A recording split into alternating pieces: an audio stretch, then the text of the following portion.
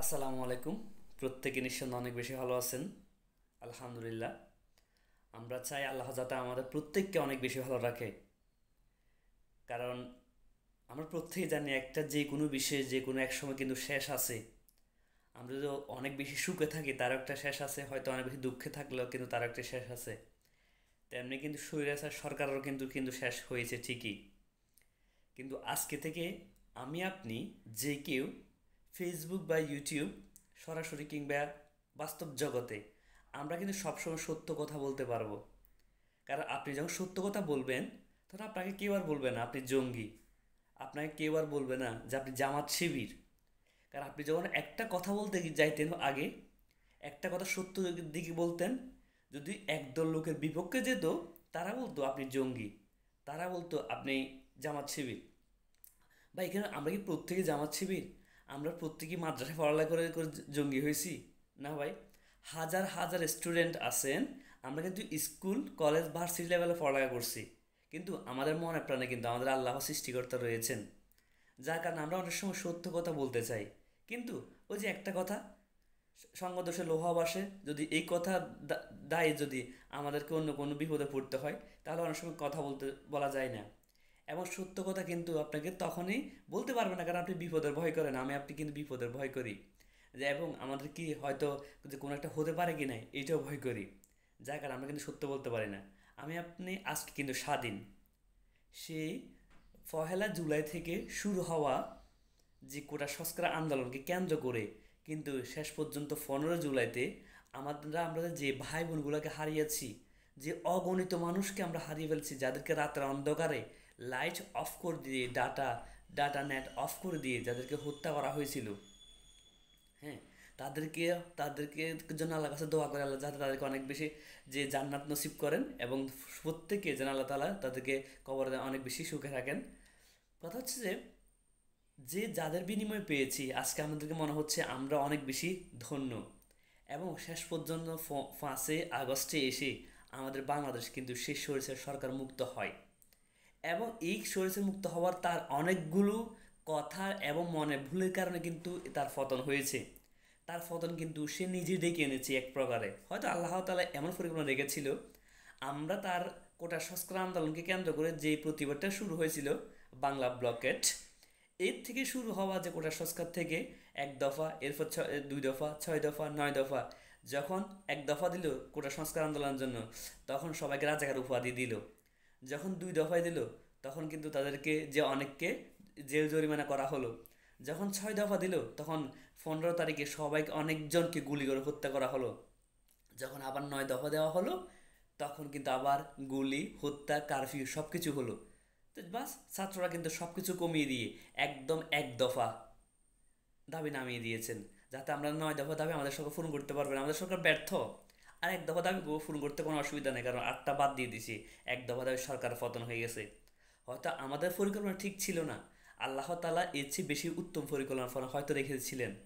হ্যাঁ ভাই, তোমাদেরকে অনেক বেশি স্যালুট, তোমাদেরকে অনেক বেশি মন থেকে সম্মান করি, যারা এই স্বাধীনতা এনে দেওয়ার জন্য রক্ত দিয়েছো, এই স্বাধীনতা এনে দেওয়ার জন্য অনেকে ঘাম জড়িয়েছো, এই স্বাধীনতা এনে দেওয়ার জন্য বাক স্বাধীনতা আনার জন্য অনেকে টাকা পয়সা খরচ করেছো, এই স্বাধীনতা এনে দেওয়ার জন্য অনেকে রাস্তায় রাস্তায় রাত দিন কাটিয়েছো, এই স্বাধীনতা এনে দেওয়ার জন্য অনেকে না খেয়ে অনেক দিন যাপন করেছো।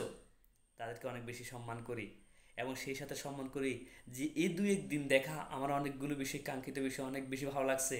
যে আমার ভাই বোনেরা রাস্তার যে ময়লাগুলো ছিল, যে ইট পাথর কঙ্কর এবং কাগজপত্র, পলিথিনের প্যাকেট সব কিছু মিলে সবাই নিজ হাতে পরিষ্কার করে ফেলছে। এবং অনেক বড় বড় সেলিব্রিটি দেখছি যারা কখনো হয়তো মাটিতে পা লাগায় নাই, তারা কিন্তু দেখছি যে হাতে যে কোদাল যে বা অনেক কিছু সরঞ্জাম নিয়ে তারা কিন্তু রাস্তাগুলো পরিষ্কার করছে, গণভবন পরিষ্কার করছে, সংসদ ভবন পরিষ্কার করছে। আলহামদুলিল্লাহ, নিজেরাই।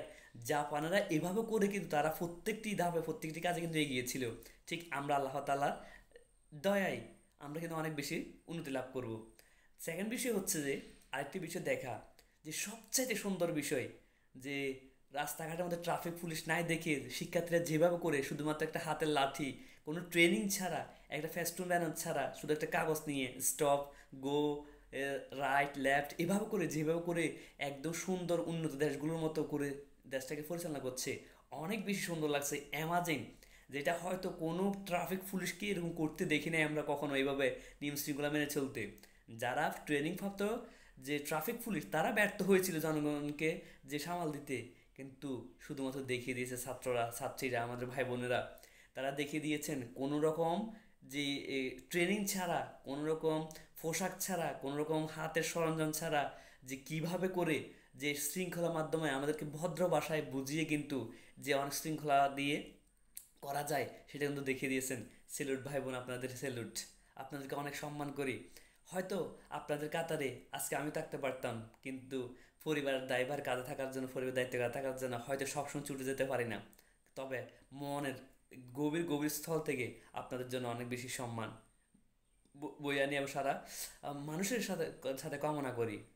আপনারা হয়তো একটা দেখে থাকবেন, যেটা হচ্ছে যে আমরা হয়তো একটা ছবি দেখেছি যে ভারতীয়, যে যার নায়ক ছিল মিঠুন চক্রবর্তী, ওর এমএলএ ফাটাকেস্ট বা গুন্ডা ফাটাকেস্ট নামে একটা ছবি ছিল, যা সোনার বাংলা গড়তে গিয়ে যে সবাই ঐক্যমত মাত্র 7 দিনের জন্য উনি কিন্তু যে স্বরাষ্ট্রমন্ত্রী হয়েছিলেন, স্বরাষ্ট্রমন্ত্রীর দায়িত্ব নিয়েছেন 7 দিনের জন্য।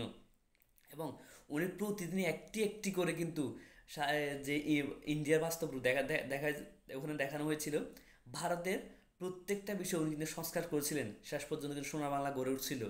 এবং উনি ট্যাক্স আদায়ের জন্য এভাবে করে করেছিলেন যাতে একজন ব্যক্তি যদি হেলমেট না পরে তাকে 50 টাকা নিয়ে নেয়, তার থেকে 500 টাকা দায় করছে। কেন? কারণ 50 টাকা নিলে ও কিন্তু আবার 50 টাকা কম হয়ে যায়, যে আবার কিন্তু যে হেলমেট পরবে না। কিন্তু দ্বিতীয় যখন আপনি 500 টাকা নেবেন এর ভয় কিন্তু সেই হেলমেট পরবে। ঠিক একই রকমভাবে আজকের দিনে বাংলাদেশ কিন্তু দেখিয়ে দিয়েছেন ভালোবাসা দিয়ে তাদেরকে বুঝিয়ে হেলমেট না পরলে কী ক্ষতি হবে, কার ক্ষতি হবে, এবং কার যে সব কিছু জীবন যাবে সব কিছু বুঝে যখন বলছেন। প্রত্যেকটি আমি যে ভিডিওগুলো দেখছি প্রত্যেকটি ভিডিওতে দেখা গেছে এমন কোনো যে বাইকার ভাই বা বোনেরা নাই যে ওনার নিয়ম শৃঙ্খলা মানে নাই, যে আমাদের ট্রাফিক ভাই বোনদের কথা শুনে নেয়। অনেক বেশি সেলুট তোমাদের ভাই বোন। এবং দ্বিতীয় কথা হচ্ছে উনি বলছে একটা যে রাজস্ব আদায়ের জন্য প্রত্যেক একটি ব্যাংকে করে কিছু টাকা জমা রাখবে, ওই টাকাগুলো রাষ্ট্রের কাজের জন্য ব্যবহার করবে। এইভাবে যদি আমাদেরকে বলা হয় প্রতিদিন 1 টাকা করে আমাদের সোনা বাংলা করতে, আমরা প্রত্যেকে দিতে রাজি আছি। হ্যাঁ, আমাদের প্রত্যেকগুলো আমাদের বাংলাদেশের মধ্যে যে সিন্ডিকেট করে ব্যবসায়ীরা যে পণ্যের দাম বাড়িয়ে দেয়, সব শেষ পর্যন্ত ভোগান্তি পরে কিন্তু একদম লো লেভেল যারা ব্যবসায়ী এবং যারা কিনে খায় কাস্টমার ক্রেতা তাদের উপর কিন্তু এই দায়ভারটা পড়ে যায়, কিন্তু অনেক বেশি হিমশিম খেয়ে যায়। যদি এইভাবে সিন্ডিকেট ভেঙে নিয়ম শৃঙ্খলার মধ্যে যদি আমাদের সোনার বাংলা গড়া যায়, হয়তো যেটা আমরা শুনতাম যে সোনার বাংলা গড়ার স্বপ্ন দেখছিলেন যে শেখ মুজিবুর রহমান, কিন্তু ওনার মেয়ে কিন্তু সেই কাজটা হয়তো করে যেতে পারে নাই। হ্যাঁ, আজকের দিনে কিন্তু সে সোনার ছেলেরা কিন্তু আমার ছেলেরা দেখিয়ে দিয়েছে নিজ উদ্যোগে কীভাবে কাজ করা যায়, নিজ উদ্যোগে যেভাবে সরাসরি এক নায়কতন্ত্র বাদ দেওয়া যায় সেগুলো দেখিয়ে দিয়েছেন। ধন্যবাদ সেলুট ভাই। আপনাদের সাথে যদি এখনই কাজটা করতে পারতাম এখন অবধি পর্যন্ত অনেক বেশি ভালো লাগতো মনের অজান্তে। আপনাদের জন্য বারবার শুধু যে মন থেকে ভালোবাসা এসে যায়। আপনারা দেখিয়ে দিয়েছেন কোনো ধরনের ট্রেনিং ছাড়া কীভাবে করা যায়, কোন ধরনের যে আমরা বেতনের আওতাধীন হয়ে যায় এটা ছাড়া কীভাবে করা যায় আপনারা দেখিয়ে দিয়েছেন। আপনাদের জন্য সব বাংলাদেশের সবার কাছে আমি আপনাদের জন্য দোয়া চাই, যারা আপনাদের জন্য সকলে দোয়া করে, এবং যে যাতে আগামী দিনেও এভাবে করে করতে পারেন, আমরা যাতে সবাই একসাথে করতে পারি, যে বৈষম্যহীন যে সমাজ, বৈষম্যহীন যে রাষ্ট্র আমরা যদি গড়ে তুলতে পারি। এই আশা ব্যক্ত করে এখানে শেষ করছি। আসসালামু আলাইকুম।